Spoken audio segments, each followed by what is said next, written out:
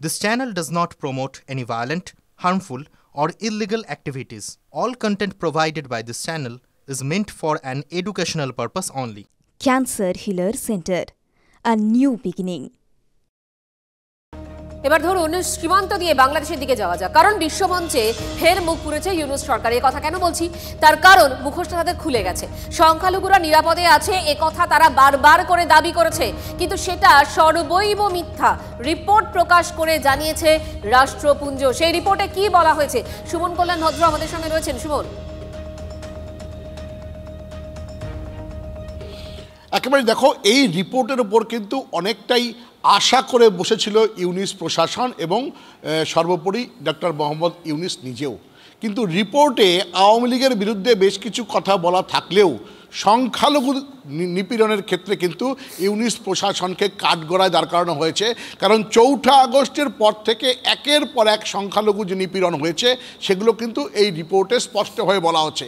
আরও স্পেসিফিক্যালি যদি বলি, এই রিপোর্টের 52 নম্বর পেজে রাষ্ট্রপুঞ্জের এই মানবাধিকার বিষয়ক যে কমিটি তারা যেটা জানিয়েছেন যে এই আওয়ামী লীগের সিরাজগঞ্জের আওয়ামী লীগের দপ্তরে আক্রমণ চালানো হয়েছে, 5 থেকে 6 জনকে মেরে ফেলা হয়েছে, যার মধ্যে একজন সাংবাদিকও রয়েছেন। ফলে এই যেভাবে রিপোর্ট প্রকাশিত হয়েছে, বিশ্ব আন্তর্জাতিক মহলে ইউনূস যেখানে বাংলাদেশে কোনো সংখ্যালঘু নিপীড়ন নেই একের পর এক স্টেটমেন্ট দিচ্ছেন, প্রচার করার চেষ্টা করছেন, সেই জায়গায় দাঁড়িয়ে এই রিপোর্ট কিন্তু ইউনূস সরকারের পুরোপুরি বিরোধীতে না গেলেও অনেকটাই কিন্তু তাকে বেকায়দায় ফেলে দিয়েছে।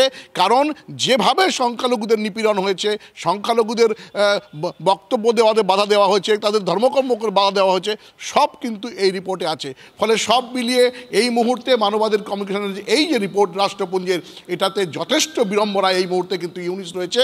কারণ এই রিপোর্ট প্রকাশের পর থেকে কিন্তু গোটা পৃথিবী জুড়ে এর সমালোচনা হচ্ছে। তোমাকে ধন্যবাদ। কলকাতায় ইসকনের ভারপ্রাপ্ত প্রেসিডেন্ট রাধারমন দাসের বক্তব্য আপনাদের শোনাব।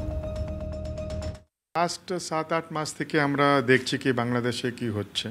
যে স্টেটমেন্ট আসলো ওটা এটাই কনফার্ম করছে, যেটা অত্যাচার হচ্ছে ওই জিনিসটাই কনফার্ম করা হচ্ছে।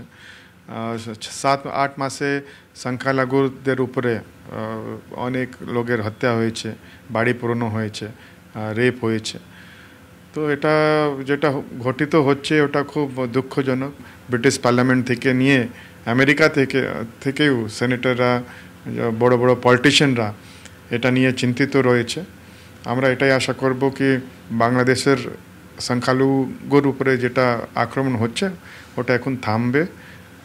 অনেক হয়েছে, অনেক দিন হয়েছে, এটাই আমরা আশা করতে। এই মুহূর্তে দাঁড়িয়ে একবার মালদার দিকে নজর রাখতেই হচ্ছে, কারণ মালদা জুড়ে জাল, লোড, অস্ত্র, মাদক এই সমস্ত কিছু রমরমা। জেলা জুড়ে যৌথ অভিযানে জেলা পুলিশ ও কলকাতা STF। কি কি উদ্ধার হয়েছে জানবো, আমাদের প্রতিনিধি সুব্রতোষ আমাদের সঙ্গে রয়েছেন সরাসরি। সুব্রতোষ। হ্যাঁ দেখো, একসাথে অনেক কিছু উদ্ধার, মানে আগ্নেয়াস্ত্র যেমন আছে, সেখানে জাল নোট আছে, সেখানে মাদক রয়েছে।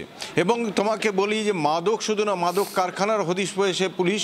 এবং ইতিমধ্যেই শুধুমাত্র কালিয়াচক থেকেই 6 জনকে গ্রেপ্তার করা হয়েছে, যাদের কাছ থেকে 3 কোটি টাকার মাদক উদ্ধার হয়েছে। পাশাপাশি মাদক তৈরির যে সমস্ত সামগ্রী সেগুলো উদ্ধার করা হয়েছে। এছাড়াও সেই কালিয়াচকেই কলকাতা STF এর জালে ধরা পড়েছে এক মহিলা, বছর 35-এর এক মহিলা, তার কাছ থেকে 30 লক্ষ টাকার মাদক উদ্ধার হয়েছে। শুধু তাই নয়, এর বাইরে হরিশ্চন্দ্রপুর থেকে মেড ইন তাইওয়ান একটি 4.5 ইম্প্রোভাইজড রিভলভার উদ্ধার হয়েছে এবং গ্রেপ্তার হয়েছে 3 জন। এই রিভলভার তারা পাচার করছিল বলে জানা যাচ্ছে, সন্দেহজনকভাবে ঘোরাঘুরি করছিল।